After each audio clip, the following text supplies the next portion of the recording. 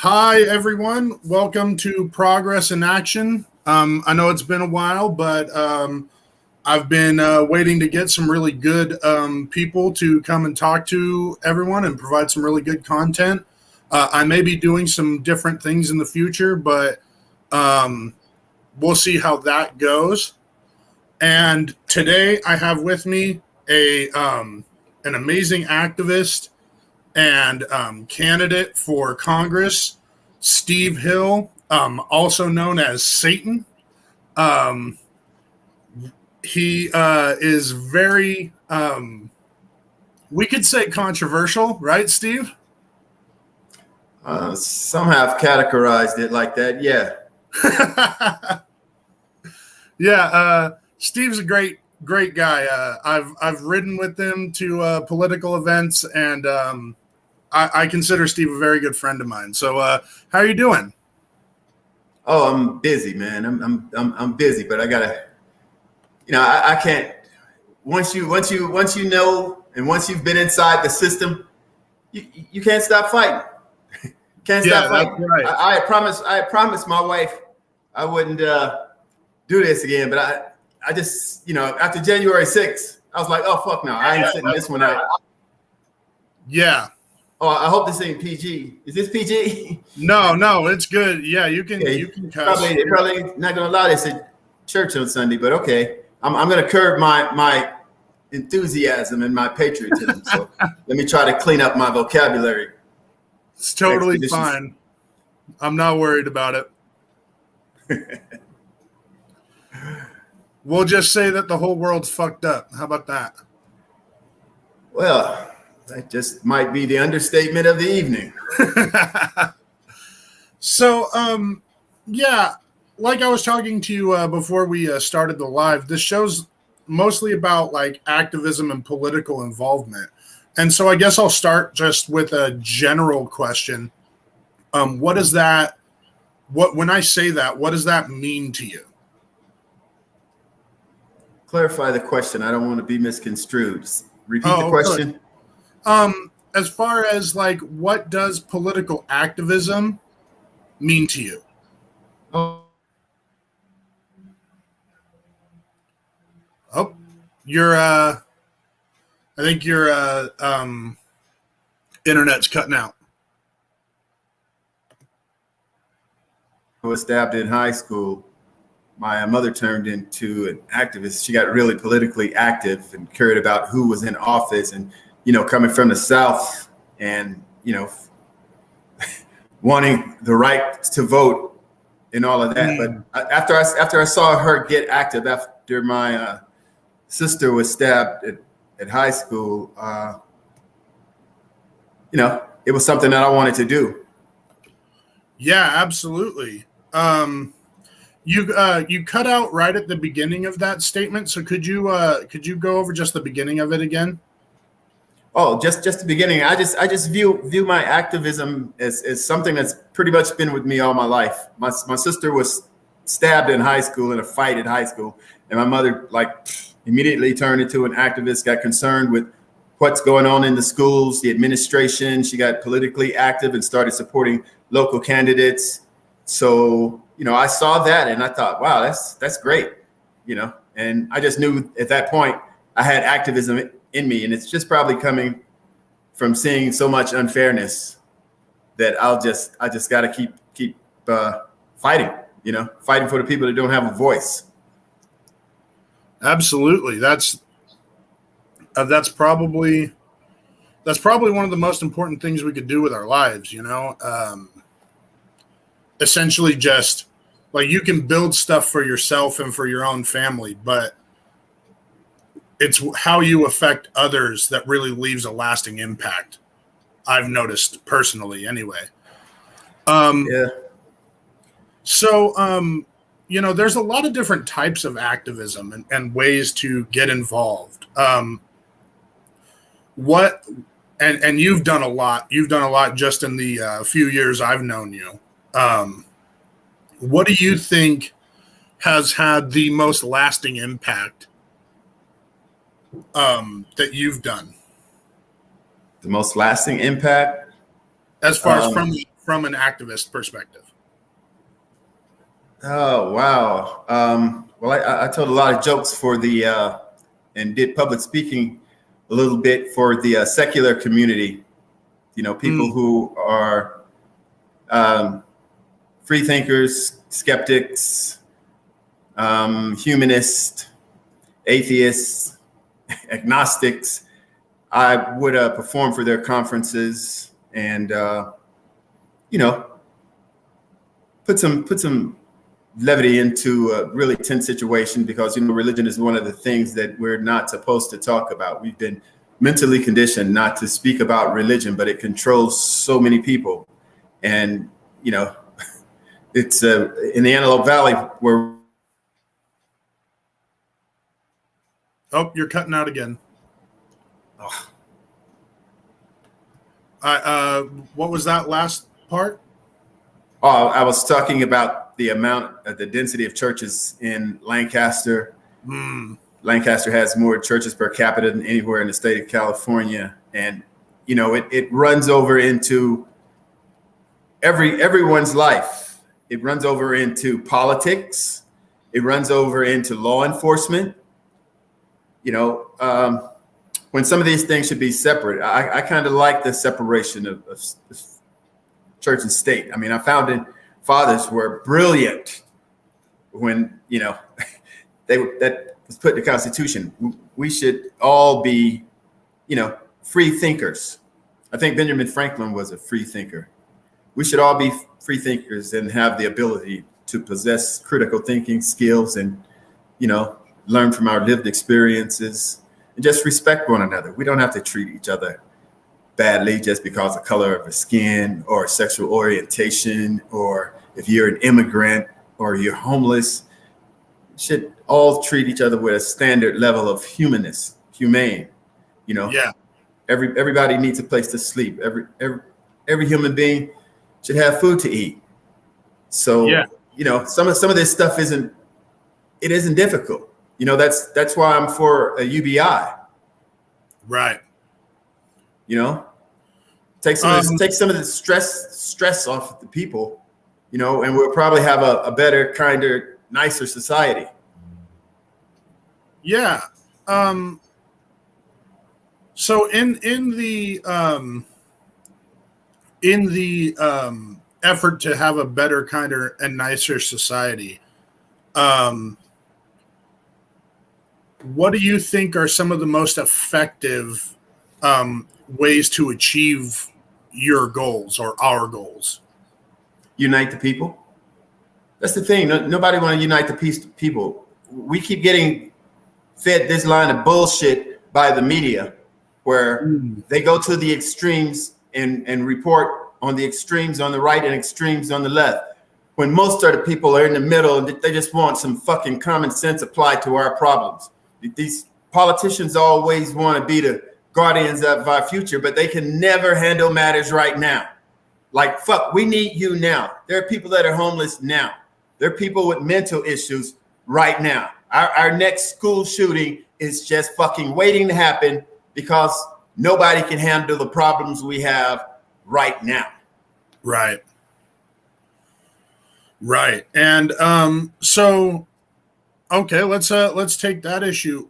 As far as you know, school shootings, some people are saying, you know, we need to take all guns away. Some people are saying we need like a common sense, like gun reform. Some people are saying that it's 100% a mental health issue. Some people are saying we need to arm teachers. Kind of, you know, because you are, I'm not sure if I've said this, you are running for Congress. So you stop right there. You cut out. Oh, okay. So just ask that question again. Okay. So, you know, a lot of people have different ways of approaching, you know, solving the mass shooting epidemic in our country. Okay, well, let me tell you. Let's go there for a minute, because I can tell where you're headed. Let's go there for a minute. I'm a strong believer in my Second Amendment. Oh, you cut out. Man, this is rough. Yeah, this is rough. I'm probably But going to no, have you're to. good. I'm, So you I'm said probably gonna, you're a strong believer in the Second Amendment. Yeah, strong believer in the Second Amendment. My father's from the South, even though I was born in the ghetto in St. Louis, Missouri. My father and parents are from the South. So, I grew up hunting and fishing all the time. It was much better than being in a gang or finding some other devious or diabolical acts that I could partake in, drugs, crime, gang, whatever. I was hunting and fishing on the weekends, having a good time, or going to the track, watch the ponies run with my father. So, he taught me how to shoot. My father and the United States Marine Corps and the California Department of Corrections all taught me how to shoot. I know how to shoot a gun. I can knock a dime out of Billy Goat's ass at 500 meters. I guarantee you, I know how to shoot a gun. I think I believe you. Oh yeah, and I have firearms. I heavily armed, and to be honest, yeah, shit. I'm armed right now. I don't trust the cops in my neighborhood, so I pretty much stay armed all the time. And you ain't gotta, you ain't gotta cover none of this shit up. I told the Department of Justice the same thing. I don't trust the cops in my community. So whenever you see me out appraising property, I'm going to be armed.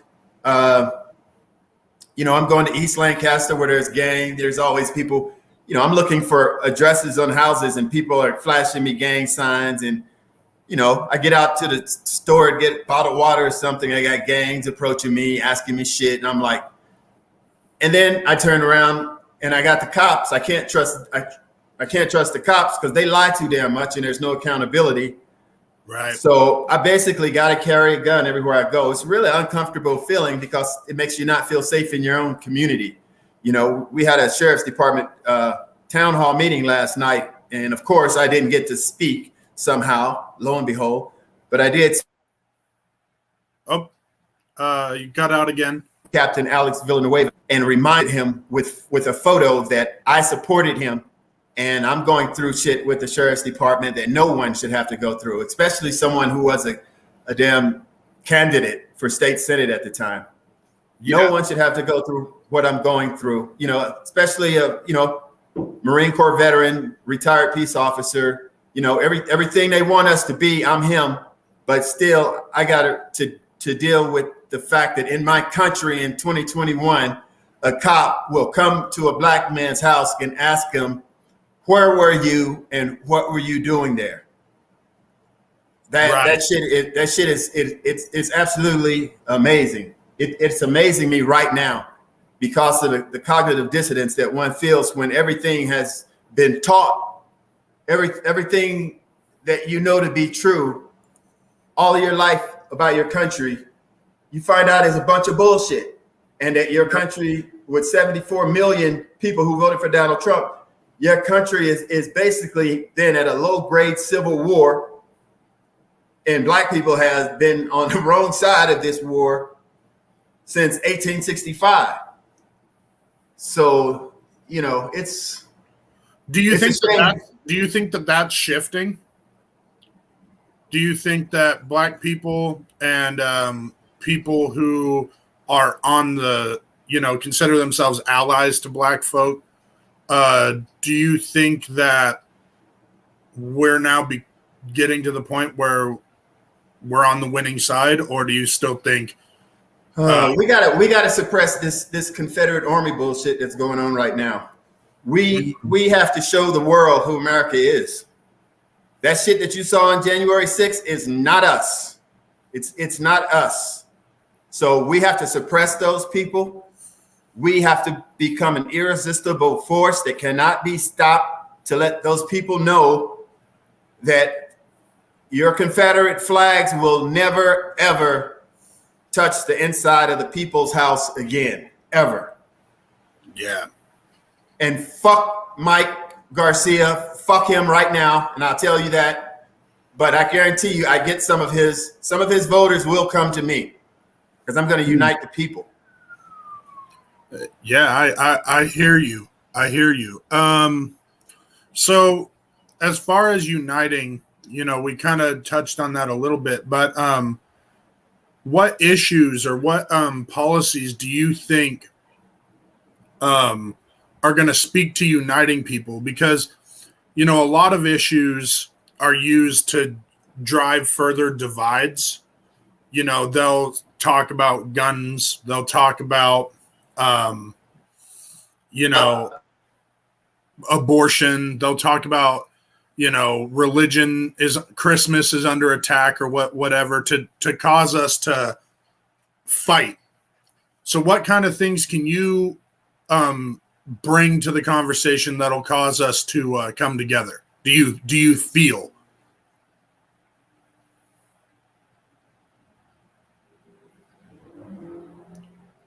You there, Steve? Cut out again. Oh my goodness. Oh no.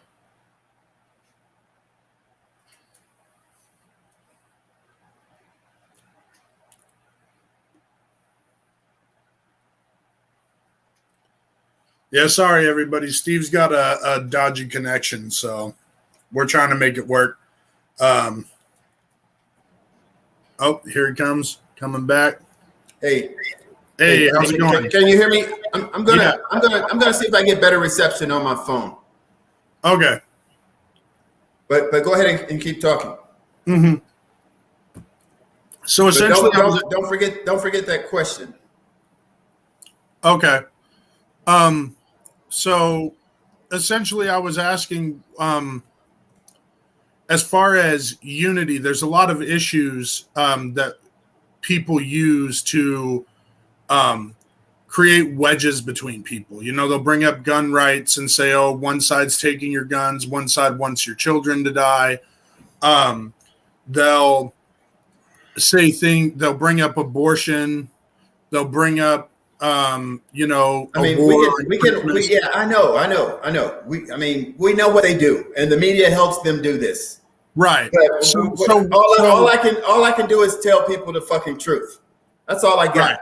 That's all I got. So my question is, what you know, what policies that do you think you're presenting that aren't going to cause more division and instead get people to unite behind your message? The policy I have that is going to be my most valuable asset is going to be the truth.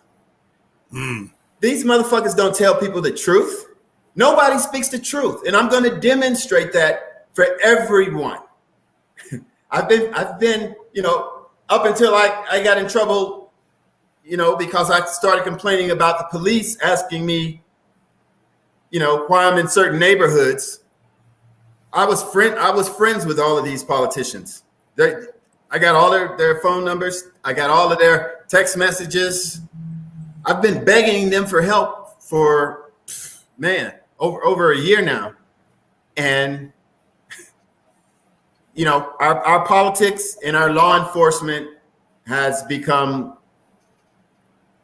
too close with each other. There's definitely an over-familiarity system or situation going on. It's an unhealthy relationship because it ends up with Black people getting no justice. Because if politicians can't hold them accountable and they can't hold themselves accountable, they'll never be held accountable. Now, I'm just one of the Black guys who are here to tell my story. I can tell everybody what happened and how I have them caught in a series of lies that they told.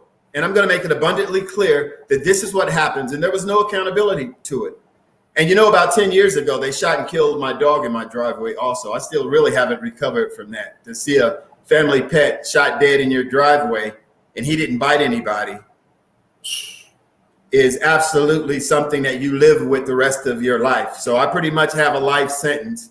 You know, I still got all the photos and all the documents. So I'm going to demonstrate to everybody where our big problem is with law enforcement and its accountability. I wore a badge before. I was a firm, fair, and consistent officer. I deemed myself an asset to mankind and the prison system because everybody know, and this is what they teach you in prison, They even teach it at the academy. Your word is your bond. Say what you mean and mean what you say. It's simple. If you can't live by that code, and they live by it in prison, and I actually think it's a beautiful system, because if your word is no good, you're no good. You're a piece of shit. Right. You will How can I trust you? Find a knife hanging out of you because you didn't keep your word to the wrong person, and you will wind up with a big piece of metal in your back or your neck or your chest. But it's good to keep your word, and no one, especially politicians, they don't do it. They don't keep their words. They lie to the people. Why would they? I mean, there's no accountability. Exactly. That's our whole problem. It's in politics. It's in government. It's in most of our systems. It's prevalent in America, How do we go about solving that? Like in the case of the police, the first thing you do is get money out of politics. Right. First thing you do is get that undue influence out of politics. That's what really screws it all up. Money, as I've heard somebody say once or twice, money is the root of all evil. Money is a motivator that makes people do things under normal circumstances that they wouldn't do if they didn't have the power. So, we get money out of politics, and we'll get a higher caliber of people running for public office, because they'll be doing it for the right reason. The motivation would be pure. They're doing something to help the people. Well, and I mean, you're always going to have corrupt people trying to get power. Well, you hold those people accountable. Right. And at the end of the day, when money's involved, they're no longer, like, even in their search for power for themselves, or in that selfishness interest that most of these folks have, they no longer see appealing to the people as their source for that power. They have to appeal to the people who fill their purse. Right. And then upon that, you got all of this dirty money that comes into politics from these unsavory, and who knows who these people are. Yeah. But they're influencing people. Why do we need all of this money? These campaigns are approaching astronomical sums of money just to win public office. And it's like, why do we need that? You know why? Right. Because they need that money to pay off the media, which does a subtle brainwashing of the people with redundant and explosive ads that are damn near played 24/7, but they got the money to do it. So the devil could win office if this is the case. Right. Where does it stop? Just because you have the money.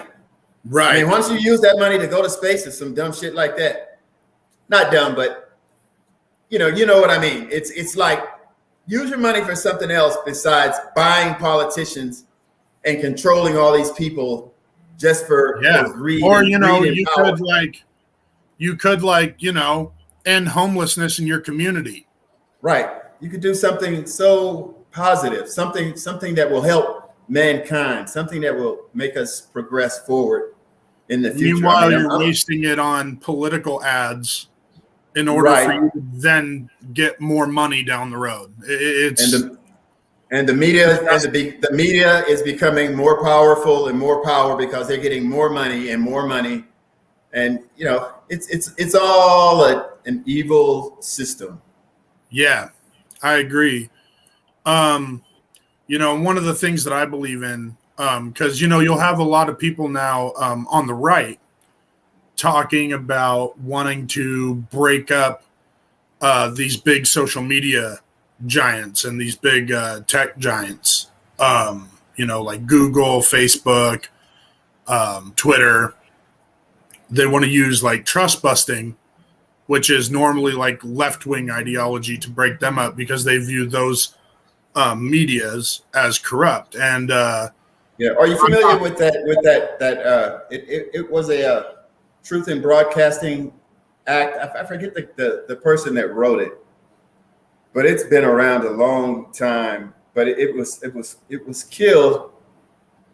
Oh yeah, Reagan repealed it. Who? Reagan. Yeah. This guy on public radio I used to listen to, Ed Schultz. Yeah, Ed Schultz used to talk about it all the time, and it made all the sense in the world. I mean, why?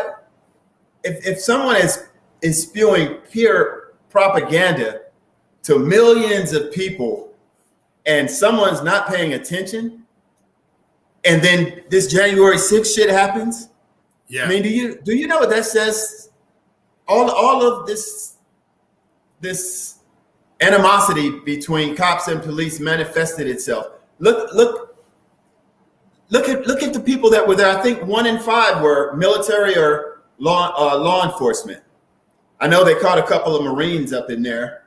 Some peace officers, some police got fired, and I'm telling you, it's something with these. I guess you'd call them white nationalists, the ones that were screaming Jews will not replace us. Yeah, it's something about them that's been the community. Yeah, the ones that killed Heather Heyer. Yeah, it's something of they have been there. They have been a heavy presence in America, and Black people have always felt this force. And this force is also political because they use, these dog whistle things, man. It's a language, and I pick up on it very easily because it's so American. But this dog whistle stuff right now, one of the biggest dog whistles that people are listening to, but nobody's talking about, is this Blue Lives Matter. This thin blue line flag. Yep. They speak, these fucking racists speak with flags. Confederate flag, the thin blue lines, that's cop, that's law enforcement, that's we're the police. We Black people for a long time, I took an oath to this country when I was 17, and it was to protect this nation from all enemies, public and domestic. Well, Black people have been the domestic war criminals for this period of, since 1619. Since we first stepped foot here, we have been under this pressure from a certain group of white people, and it's got to stop. I gotta try to unite. Now, this is what's going to be difficult. I got to try to unite the good white people with the Blacks and the Mexicans. That's the only hope we have. Unite the good white people with the Blacks and the Mexicans, and we could probably win, because I know it's a lot of people. It's just that we got to cut through some of this bullshit. We got to cut through this media. Who can buy the biggest ads? I don't know how much Mike Garcia has right now, but I really wish he would donate it to the VITA program, which is the Sheriff's Vital Interventional Direction for Youth. It's a program that keeps kids, basically at-risk youth, out of trouble. I've been raising money for them for years. It's called the VITA program, Vital Intervention Directional Alternatives for Youth. It's used to be a sergeant. We were both Marines. I think that's why we got so tight. But I started doing comedy shows, and I've been raising money for them for years, even after they shot my dog, because I still tried to, do something positive, to me, it seemed like they were trying to keep kids out of prison. And I know what's behind prison walls. So anybody that's doing stuff like keeping kids out of prison, I'm going to help. Yeah. Yeah, no, that's a great effort. So I guess, what I kind of want to get to a little bit is, are there any organizations that you think, there's that one that you just mentioned. You said the VIDAL program, VIDAL program. VIDA, Vital Intervention and Directional Alternatives for Youth. Actually, it's a Los Angeles County Sheriff's program. Yes, that same sheriff department that I'm suing, I've been working with for years to raise money for their youth program. So this is going to look really interesting in court. But they're trying to keep me out of court. But yeah, there's an organization I'm with called the Synagogue of Satan. Yeah, it's in the Bay Area. You know, I used to do a lot of stuff with the Satanic Temple. I used to be the co-chapter head of our Los Angeles chapter, but they kind of got a little bit too much like religion for me. So the Synagogue of Satan is much more conducive to my personality, with being a comedian and a speaker and loving my right to say what I want to say and not feel like I'm disrespecting anyone's religious beliefs or their tenets or whatever but yeah, I still like the Satanic Temple, but I'm with an organization now that's much more lenient towards freedom of expression and expression. Yeah, so still moving on. I'm a good Satanist. I don't want to kill nothing, and I ain't gonna let nothing die. I'm just sounds like a decent principle. Yeah, I'm the biggest normal person you ever wanted to meet, and people are people, and I just say let people be free. Yeah, I agree with that principle absolutely. I think this is a good time for us to talk about Katie Hill. I think it's a good time for us to talk about Katie Hill. Okay.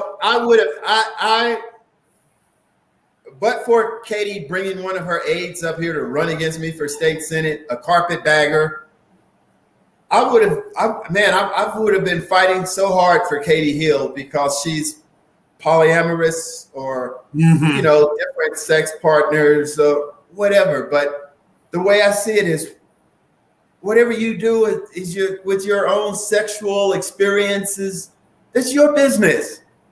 I will never see you naked, and you will never see me naked. So whatever as long as you're not harming any children or, molesting any small farm animals, that's fine. And I would have came to her help, because I would have told them, hey, this shit is none of y'all business. Didn't nobody mind when Trump did it. How many women did he have in his clan of allegations? Like 18, 19 women. Yeah, it was a lot. Yeah, I mean, all of these politicians are horny. I mean, this is what politicians do. But I'm not a politician, and I've been married for 25 years, and I could care less. I'm a married man. I don't give a damn what you do in your bedroom, behind your bedroom doors, where you're paying the mortgage on that house, and I hope you got a good rate, something in the low twos. Did I tell you I appraised real estate? Did I tell you that? Well, I know personally, but yes, Steve is also a real estate appraiser. Yes. I started appraising real estate 2004, about 3 years before the Great Recession or the mortgage meltdown. Yeah. Did you guys? A lot of people don't really understand how that worked. You got prisons full of black and brown skinned human beings. You had the entire world, more financial systems in ruin. I'm talking about Italy and these other nations that aren't very financially strong and independent. You had all of this happen, and guess what? Didn't nobody go to jail. There was no accountability. Didn't nobody, but you got prisons full of brown-skinned men for crimes of survival and this other, this bullshit crimes that you get when you when you force people into these hyper-segregated communities and they start to feed off each other like some kind of parasitic animals trying to survive, and everybody's stressed out and there's no money to support the economic tax base because black people have no businesses. So you got other people that come in from other countries. You can call them foreigners, whatever, whoever they are, but they come and they take money out of our community, just like the churches take money out of our community. We have nothing on our own. So what I'm saying, this is what's going to be on my platform. What I'm saying is, why can't we give Black people something? I've already talked to all the players. I know that most of the people making money off cannabis right now are not Black people. And I know drug dealers. I met many drug dealers. I met famous drug dealers that know me by name. All you have to say is Officer Hill. Matter of fact, Trump just released one that I was his kitchen officer at Tehachapi. So yeah, this wasted human resource. We have brilliant Black men and brown-skinned men that fill these prisons, but because of a racist system that started redlining our communities, started in 1939, but it really didn't blow up until after the GIs came back from World War II. And basically it was state-sanctioned segregation, because now you've taken away a vehicle for us to generate generational wealth, where we can now send our kids to college, where we can now and use that money, leverage that money from the equity in our homes to leverage it up and maybe start a small business where you can become independent and where, you know, you can enjoy the American dream like everyone else. Are we not people too? Haven't we paid a debt to this country? I know my family has. I have warriors in this country go all the way back to the Civil War. My father fought in World War II. My brother fought in Vietnam. I have another brother that's a retired Marine. I did 5 years in the Marine Corps. I mean, I thought it was a family. This is what we did. This is what men in the Hill family did. We go to the military and serve our country. So then when you have motherfuckers like I saw on January 6th running through the damn rotunda with a damn Confederate flag, do you know what the bloodbath and slaughter that would have looked like if those would have been anyone but angry and mad white people? Yeah. Yeah. Where were all those Black people? You remember Trump having his rallies? Those fucking people would be behind him. Blacks for Trump. Why weren't them motherfuckers there on January 6th? You didn't see them. You know why? Because they know their asses would have been shot. Yep. Well, see, and here's the thing, right? Like, you know, I remember here in Lancaster, there was there was a whole bunch of Black Lives Matter protests, but there was one in particular that where somebody had been shot a few hours beforehand, and people were there in the street at that location, and the police were there armed to the teeth. I'm talking like assault shotguns, AR-15s, K9 units, a Bearcat, which is like essentially a tank. Oh, I know. I lived in LA during the times of the batter rams. Trust me. I know all of the military grade equipment that our police forces use. And they showed up. They showed up. They were there. They were ready to gun us down. No doubt about it. In fact, some of them were threatening people. So when I then turned on the news and saw what happened on January 6th and how these people just walked all the way up, I mean, you can't tell me that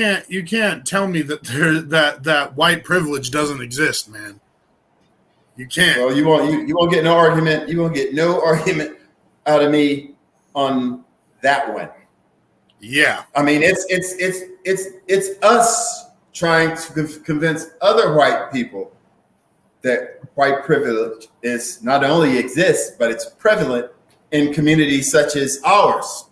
Right. I mean, it's been a long running standard, a succession of Republicans Some of them, most of them are either friends or related. You know, look at the names around here on all of these buildings that they've put you know, the knights and the runners and the Parises and you know, and even I mean, we even have a high school. I'm not anti-law enforcement. I'm a retired police officer. I'm not anti-law enforcement by any means. But you know, these people who exploit us, who exploit veterans, who exploit the military, and I think this happened after 9/11, and I kind of blame old George W. for some of it. But after 9/11, it was like law enforcement, the military, and military, and the firefighters. They were all commandeered by the Republicans, and it turned in, and it looked like it morphed into this: we are the nucleus forming of the white nationalists. You know, like, yeah, this is our country. One of those type of deals. And then it manifested itself in 2010 when the Tea Party came along. And that was, you know, that was just another reincarnation of this same core base of people who I call just like basically Confederates, who just they stay together. And to me, it's white nationalism. I don't know if somebody want to characterize it as something else, but I'm really not trying to offend anybody, but there's got to be a name for it. There's got to be a name for people that would try to stop a fair and free election. We have to call them something, and that's why this commission has to get to the bottom of this. And I wish that they could have done this in a bipartisan manner, where the Senate and the House could have joined together and, you know, select who you have to select, but make it fair. And let's get to the bottom of how this shit started, and who are the people who motivated it. I mean, let's get to the bottom of this. Just like that building collapsed in Florida, everybody wants to know, well, we got to find out how this happened so it won't happen again. Same with January 6th. Yep. We got to get to the bottom of this. How did this shit happen in America? So how do you think we as individuals can help? I know a lot of people have done reports of internet activity and stuff of people who attended. You know, they sent that to the FBI. But right now, you know, there's they passed it through Congress, but with little to no Republican support. What kind of things can we do to help ensure that that investigation goes through and that those who are responsible are punished? How can we prepare for the coming conflict that's going to come from that? Well, I'm a little bit more hopeful than that. I'm not anticipating that there'll be a great deal of conflict. There's always going to be animosity in when it's certain. I'm by conflict, I mean like the political conflict, like Republicans saying, oh no, we can't go after these people because then we have to go after Black Lives Matter, or whatever stupid argument they're going to come up with. How can we mobilize in order to get this to proceed correctly? And I just say we tell people the truth. I think if you can't motivate people by telling them the truth, what's really going on, and everybody should be concerned with what's going on. If you can't motivate people with the truth, man, everything else is just a lost cause, because you're just going to always continually have people fighting. So first thing, you got to unite the people. There's got to be you got to rally around the truth. People ought to be tired of being bullshitted. I am a 60-year-old Black man in America. I am fucking exhausted.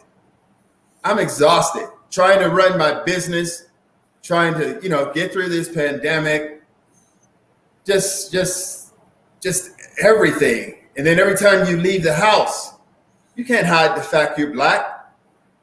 And I got to go to all of these neighborhoods. I got to go to, places that most people don't go to.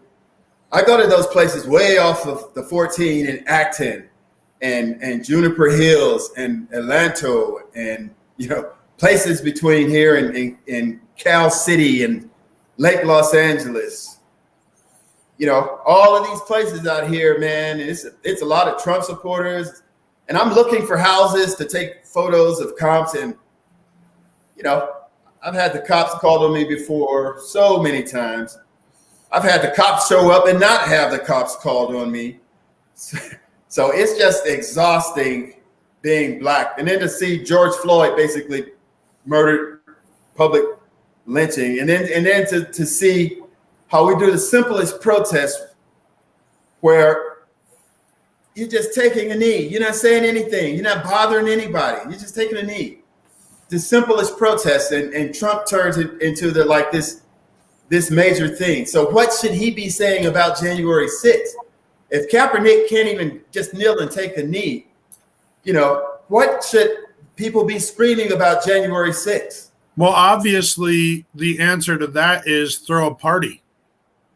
Yeah, maybe, yeah. That's what he was doing. Maybe a rally. Maybe we're in need of a rally. Yeah. Yeah, I mean, I definitely get being tired. I mean, I'm only 29, but I've been like actively active in the political sphere, since high school. Before that, you've been an active 29. I know, son. I've watched you. And my God, does like some of these situations look bleak? But you got to keep fighting. You can't give up. You can't give up. You got to unite the people. The people have the power. That's a good point. That's a good thing to kind of discuss is, a lot of people, especially a lot of people my age or younger, who are, just understanding what's going on. They see all this shit. And there is a lot of just absolute bullshit. Whether it's lies from our politicians, whether it's structural racism, whether it's political corruption, whether it's economic disparities, whether it's sexism, on and on, climate catastrophe. They look at all of this, and when you try to address any of it, any one thing, there's so much in your way to get to change any of those things. And so young people are becoming very apathetic. They get really put off really quickly.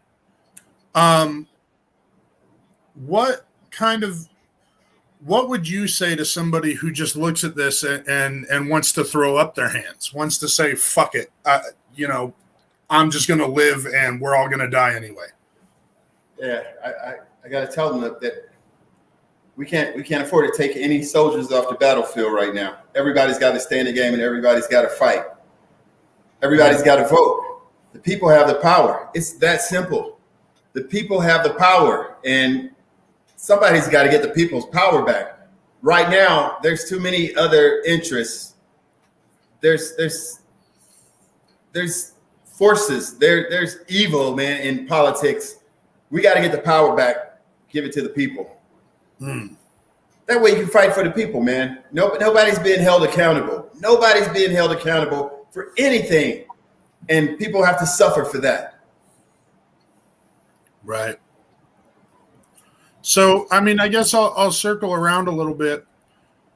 As far as how do we, so when we talk about then holding people accountable, is that just run against these people and call them out for what they are? Is that the only answer? Pretty much. Somebody's got to tell people the truth. Somebody got to stop lying. Somebody's, there are certain things that are a constant in America. One is the Constitution. We have fair, we don't contest our elections. You remember how graceful Al Gore was after basically the Supreme Court decided? who will be right. the king Yeah. in America. You know, that had to be a hard pill to swallow. Sure it was. But you know what? You didn't see the Democrats, you know, storming the Capitol. No. Peaceful transfer of power. That's a constant in America. That's why everybody wants to come here. There's reasons people want to come here, but we're not living up to those standards. And that irritates me as an American. You know, let's be who we're supposed to be. Yeah, agreed. Let's be who we say we are. I mean, we're contradictory. How are we going to have a Statue of Liberty and then fight to build a wall at the southern border when everybody knows that our undocumented workers basically built the Antelope Valley? Right. And I've got proof that some politicians know exactly what I'm talking about, but nobody will tell the people the truth. I've got recordings. I've got text messages. I've got posters. I'm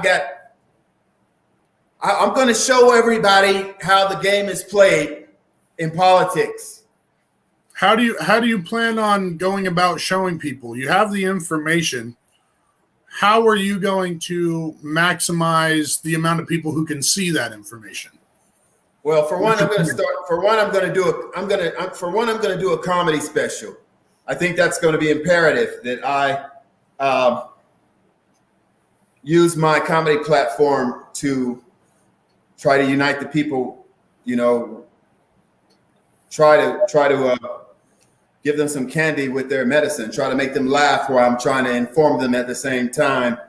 Like, hey, people, we gotta wake up. We gotta. This is insanity to keep sending the same people to represent us that don't have the interests of the people at heart. Right. We got too many people living on the street. We got too many people who aren't working. I mean, we got to motivate our workforce. Maybe, I don't know if people are starting to realize they've been exploited as it relates to their labor and they don't want to go back to work. But, you know, all those jobs that are out there, they need to be filled. They're going to be filled sooner or later. But, you know, we need to have the economy roar back to its full potential. Get people employed and people back to work and kids back in school and, you know, roads being built, bridges being supported, you know. Let's go. Let's get back to America. But first, we need to find out who America is. I don't think we are who we think we are. Not with what I'm seeing. But, you know, I got faith.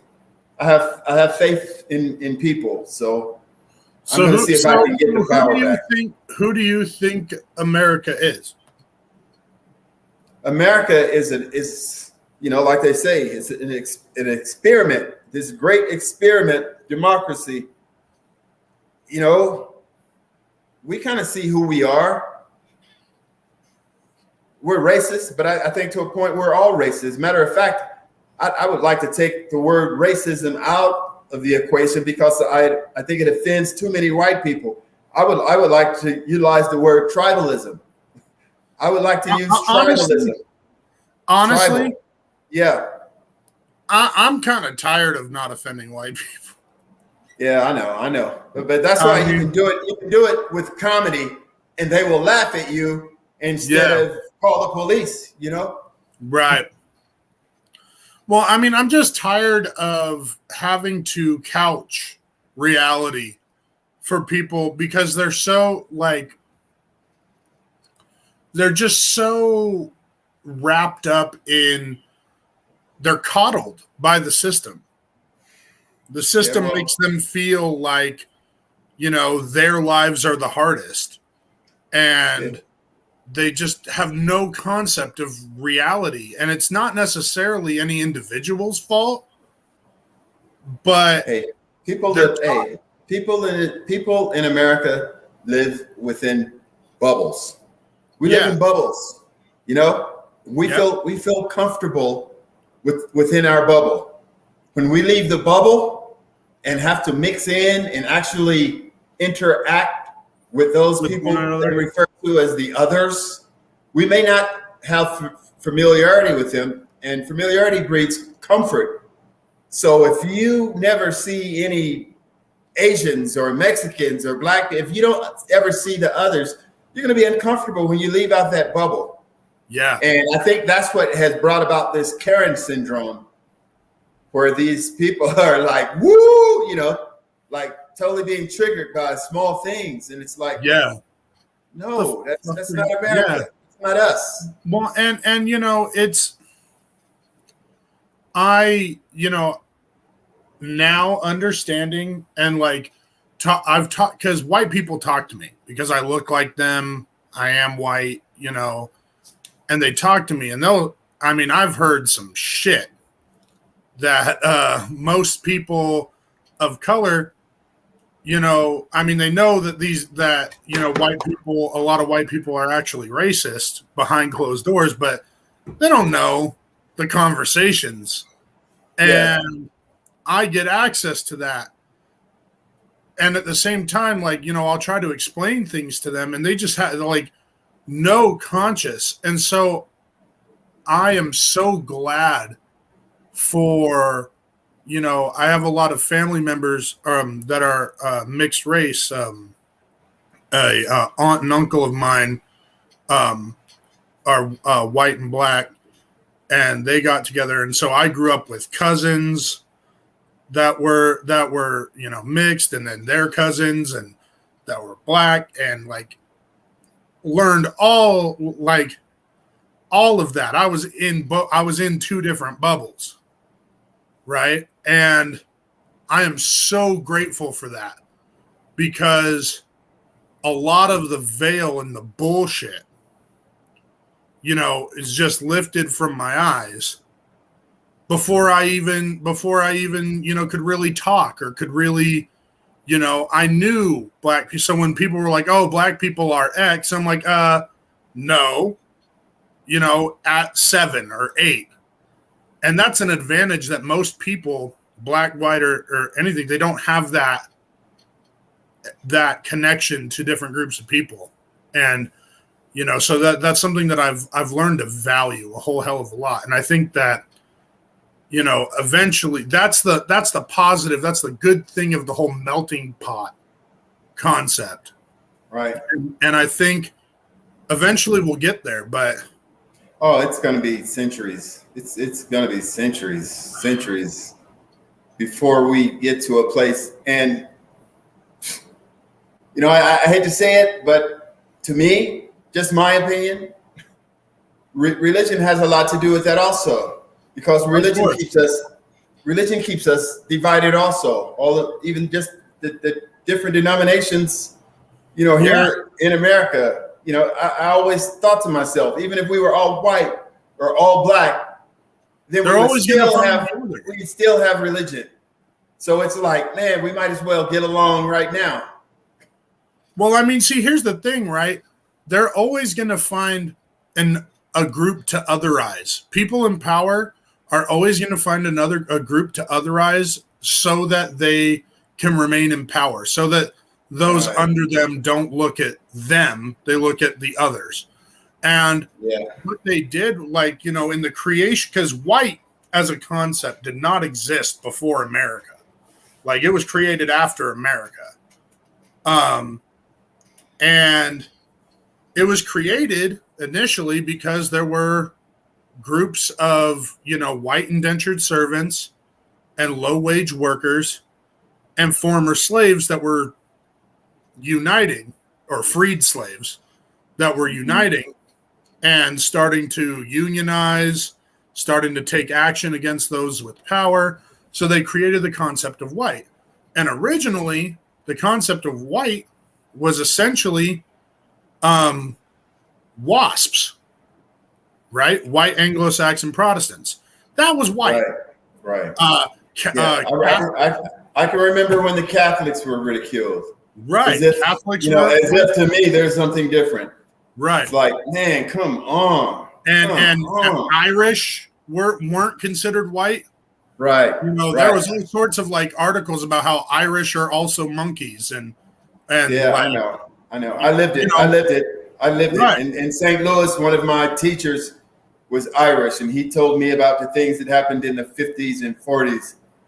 I guess he chose me to talk about this like after class, and he would tell me it's like this injustice towards people, you know, it's not exclusive to blacks. So let me give you a little history about Irish and what my people went through here, and how they would put signs on South St. Louis bars, dogs and Irish not allowed. Right. You know, and I'm glad he did that, because he kind of conceptualized and humanized racism to give me a broader conception of what I might think it is, just as it relates to my own personal condition of being a black, you know, descendant of a slave. It's like other people get to sense this injustice too, and it's almost just like being part of America. But then, you know, they started extending what they consider to be white, because whiteness, you know, white Anglo-Saxon Protestants are very are a minority now, right? Right. So they had to include Catholics as white. They had to include Irish as white. They had to include Italians as white.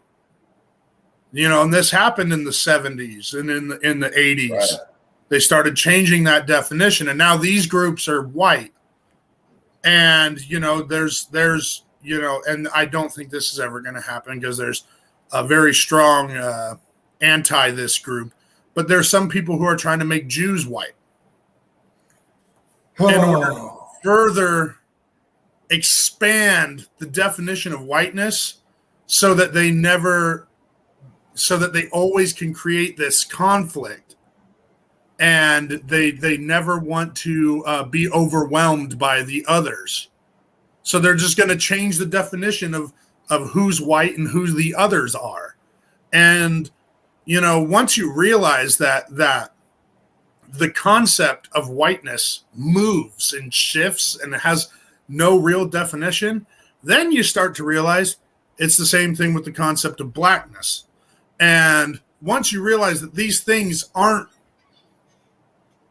real, there's nothing concrete.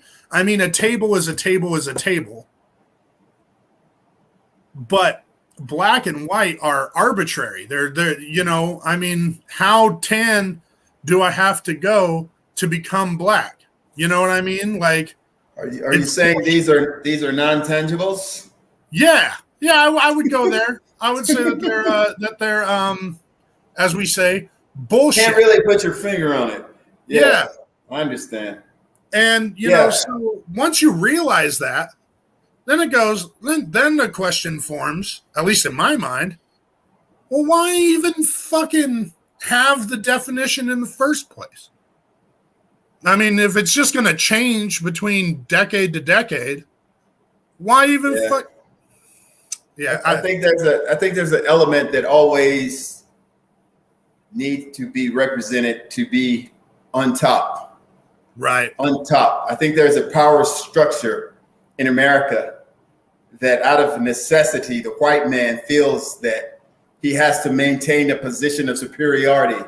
Therefore, others would have to feel inferior or to be treated or subjected to, you know, the vehicles that display inferiority and, you know, to suppress and oppress people, to let them establish that the fact be known that we are the master race. Right. You know, things like that when it should be, no, we are Americans. You can't go someplace else. You can be something. When you say you're an American, you could be anything. But when they say American, they know this motherfucker's from America. Yeah. So, you know, you can end some of the bullshit.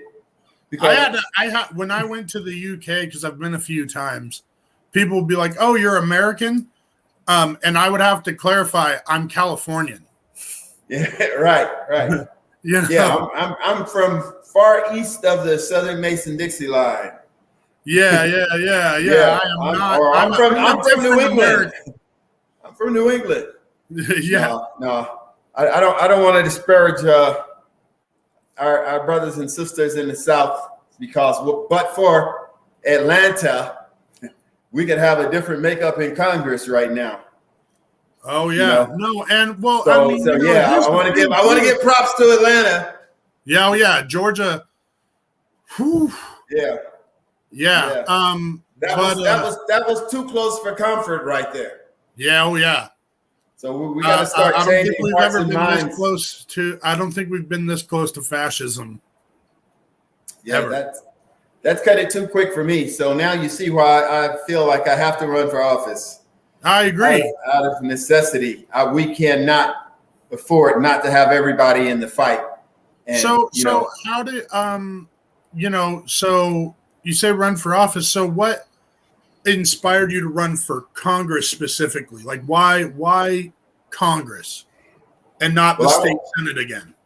Well, I was going to run for assembly against Tom Lackey. Because we have a difference of opinion on a few things, and I want it to be highly stated. I want it to be highly known. But someone had suggested to me to run for Congress, and I was like, okay, if I run for Congress, I could take out Mike Garcia and Tom Lackey at the same time. Kill two birds with one stone. If I'm going to be running, I'm going to be running on a certain platform that's going to be conducive to uniting the people. And, we got to get rid of the final vestiges of anything pertaining or having to do with Donald Trump. And anybody that sat quiet for 4 years and didn't voice a negative opinion about any of the actions that this man took to destroy the country, if anybody could sit quiet and say nothing, that's not leadership. That's not leadership. Yeah. So we gotta be better. We gotta do better. We have too many people's lives at stake. We have too many kids' future at risk to not do something. So how, like, let's say somebody else was watching this and they're in a different district, or maybe they're looking at next cycle, in 2 years from after your election, and they're thinking about running for Congress. What would be, or running for any office really, what would be your advice as far as how to go about it? Like, are there any tricks, tips, anything that you've seen in your journey up until this point? Just maintain your integrity and tell the truth. I've been appraising real estate for 18 years, and when it comes down to it, my job is simply to be fair and tell the truth in my appraisal reports. When I come up with an opinion of value for a property, if I'm misguided or trying to mislead with the facts that I have researched and done analysis on, if I'm misleading in those findings, somebody's being cheated, either the buyer or the seller. Right. So my job is to just be fair and be consistent with my fairness and tell the truth. So being a politician is kind of going to be easy for me. Yeah. I mean, I don't know how easy it'll be, but it should be. Well, I can't be bought. I can't be bought and sold. I'm pro-union. I was part of the biggest union in the state of California, CCPOA, the Correctional Peace Officers Association. So I'm pro-union. I know the unions are the only thing that's saving the middle class right now. Right. And it's giving the voice for the workers, for the working class people of this country, people who actually get shit done. Yeah. But I don't want to go kissing up to the unions like you own me, because then I lose my objectivity and I lose my right and my sense of fairness is convoluted, and I don't want that. Right. Well, and So I mean, I'm not going to be running, kissing any rings, and doing. I probably won't be doing. Pardon me? If they give you money, even if they give me money, I'll use it. But it has no influence on any decisions that I'll be making for the people, because I work for the people, and it's the people's power. I mean, give me money or not, my decision's not going to be influenced by your money. Right. That's the problem with politics. Yeah, I agree. I say publicly funded elections, man. Everybody do their tax refund, give $2 into a kitty. However many people run, we split it up. You get your message out there, your platform, your beliefs, your propaganda, whatever you want to spew to the people. But then you throw big money into it, and the game is distorted from that point on. Yeah, absolutely. So, what I know before we got started, you wanted to talk a little bit about teachers and policemen. Yeah, law enforcement. Elaborate on that. Well, if we all think about it, they put firefighters, law enforcement, military held to the highest esteem, given all the accolades, but they don't put teachers on that same pedestal. They don't put people in healthcare on that same pedestal. And to me, that has it has a bad feeling to it. I'll just put it like that, because I've been married to a teacher for 25 years, and teachers and law enforcement have to be on the front line. They're on the front line to deal with this bullshit that our society is creating, the product we're creating, which is our youth. We're putting out bullshit products, and we're getting bullshit results. And they put the teachers and law enforcement to handle it, and the politicians run and get corrupted and do nothing, and they don't handle the problems of the people. And then they try to steal that glory, I guess, kind of like living vicariously through someone else. They try to steal that glory from law enforcement, like, we got your back, law enforcement, first responders. And I'm like, on January 6th, there were cops being beat with Blue Lives Matter flags and poles and shit. As a retired peace officer and a former Marine, that shit killed me to watch that shit. I was like, this is not real. Horrible. And then you have people supporting this big lie, just agitating, the people and keeping this going, which just divides us even more. Just the absurdity of it all. Right. It just, I'm just exhausted, man. I'm so sick of this shit. Well, I personally can't wait for your events that are coming up, for your campaign to really start rolling. And don't forget about my comedy show on the 31st either. Transplant Brewing Company. I'll have Shang. You guys can Google that, SHANG. A couple other comics. I'll be the host. 9 o'clock show on July 31st. It's going to be great. Brewing Company in Palmdale. Yeah, it's beautiful, and I get to talk to the people. I get to communicate directly with the people, man. People need a laugh right now. Absolutely. People need levity in their lives. People need that cohesive feeling of being in the room and laughing with other people with a mask on. but yeah, people need that right now. Laughter has a healing effect, and our whole country needs to be healed right now. Yeah, I hear that.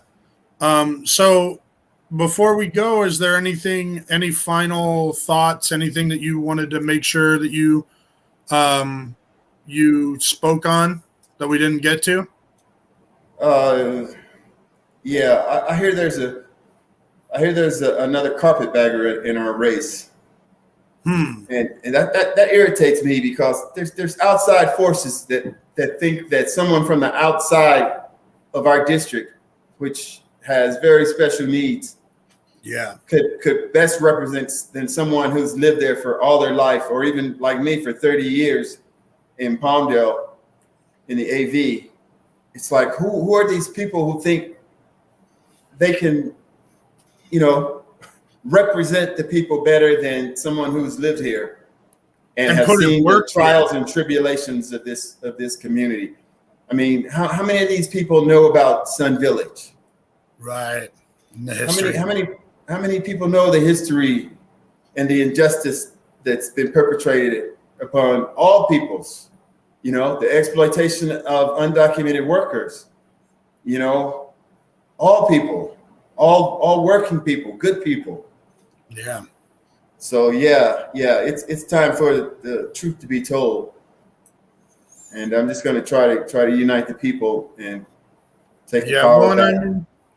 It's important because, even if you're not from here, if you haven't come to this community and put in work and built a relationship and learned and done the things that need to be done, and tried to help, then why should anybody give two shits about you? Right. Right. If you're not willing to shed blood, sweat, and tears for the community, why should the community give you their vote? Yeah, but you know what? This guy that's coming in, and he's just like me. He's a black guy, veteran. He has all of it, but little does he know that shit don't work for black people. All of that, being a veteran and being prior law enforcement, don't have the same effect when it comes to getting votes from white people. It's just not there. You just don't have the complete package, okay? So that might not work for him. And then with him living outside of the district, it's probably not going to work for him. So I can't wait until we have our first debates. Yeah, that should be fun. Oh, they will be fun. They will be fun. You're a well-known firebrand in this community, and you have fire behind you for a reason, and I absolutely love it. And I can't wait for any events in the future. I can't wait for the debates. I can't wait to see you coming around and knocking on doors, man.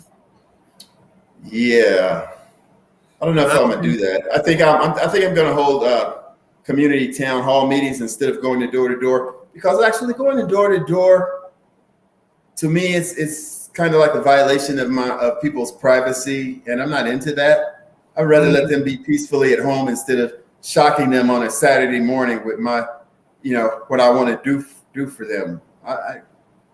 I think I'll have a community, maybe I'll name it a conversation with Satan or something, and people can come out. Maybe I'll hold it at transplants, and people can come out and we can have conversation about the community, and we can talk about the supposed drug cartels that are doing drugs, man, are growing cannabis out, and and there's another travesty. Everybody's making money off cannabis but black people. I find that just so unjust in an ironic type of way. Yeah, when they've been so persecuted over the same fucking drug. Brothers in jail now from getting stuck up in the system probably back in the 80s. When I was an officer, all of those crack dealers, cocaine, weed dealers, they were all in jail in the 90s. The people that came from the LA riots, when I first started in the department, they all came, and they were just caught up with crimes of survival, doing stupid stuff, 3 strikes, and it's all part of living where they live. I believe in that products of your environment. If you see, Uncle Bob haven't been able to get a job because he doesn't have a good education, and you see him sitting around all the time, not being useful, just being a draw on the entire community, then that's going to have an effect on your life. And people don't understand this stuff goes back to slavery, when we weren't even allowed to read legally. We could not, but they gave us the Bible, and I don't I don't understand that, because why would someone give you something that actually empowered you? If the Bible actually empowered Black people, do you think they would have given it to us? Wow. So On about truth right there, Steve. I mean, On about some real truth. I'm not a religious person. I don't have a religious bone in my body. I believe in human beings. I believe in me and you and the power of the people. So, I mean, supposedly they just got rid of redlining only in 1968. Supposedly. I mean, and think about it. In heaven, do we get to live amongst white people, or is there a separate heaven for us? I mean, there's according to the Mormons, yeah, you didn't until the 80s. Exactly. That's Mitt Romney. That's Mitt Romney and his crew. Mm-hmm. And Tom Lackey, by the way, is a Mormon, I think. But I like to keep religion out of politics, and that's one of the reasons why. It's just something else to divide us. Yeah. I hate. Yeah. You're gonna get the truth out of me. I mean, I ain't got time to beat around the bushes and bullshit. Well, no, I mean, it's good. It's good. It's refreshing. To actually hear something like that from somebody who's running for Congress. Like, you would never hear that. Like, this is a conversation I would have with, friends of mine around a campfire or something. Well, that's a campfire behind me. Right, exactly. This is a conversation I would have. It's some marshmallows, honey. In a living room, sipping a brew or something and just relaxing. This is not a conversation, and we're getting into like deep stuff and but we would never like go out and say it out loud or like try to really. Well, this is the thing. We need to discuss these things. We need to discuss, and people need to let their feelings be known, and maybe we can come to a consensus on just how to be decent human beings. Mm-hmm. That's one of the reasons, with the Satanic Temple, they got 7 tenets. I've got 1 tenet. Don't be an asshole. treat people with dignity and respect, no matter what. Sexual orientation, skin color, socioeconomic place as it relates to being confined in this capitalistic society. Treat people, no matter who you meet, treat them with dignity and respect. We need to be kinder, more human in this space that we pass through. We're just traveling through this, but we need to be kind to each other. All right. I think that's a great place to end it, man. We need to be kind to each other. That's beautiful. So I'll talk to you in a second, but everyone watching, thank you so much, and keep an eye out for more content. I'm going to come up with some more ideas, maybe do some more regular videos, and I'm trying to get as many great people to have conversations with as I can. So keep watching. Get them on here and get them on here and hold them accountable. Don't let them give you bullshit answers, man. People want real answers to real questions that affect their lives every day. Absolutely. Don't let them bullshit you. Be strong. Yeah. So share this video. If you're in the Palmdale, Lancaster, Antelope Valley area, make sure to check out Steve Hill on his Facebook. Check him out on at this event. Satan for Congress Facebook page. Satan for Congress. Satan for symbol Congress. For 4. Satan for Congress. Perfect. All right, everybody, share this video, subscribe, and have a great rest of your evening. Hail Satan.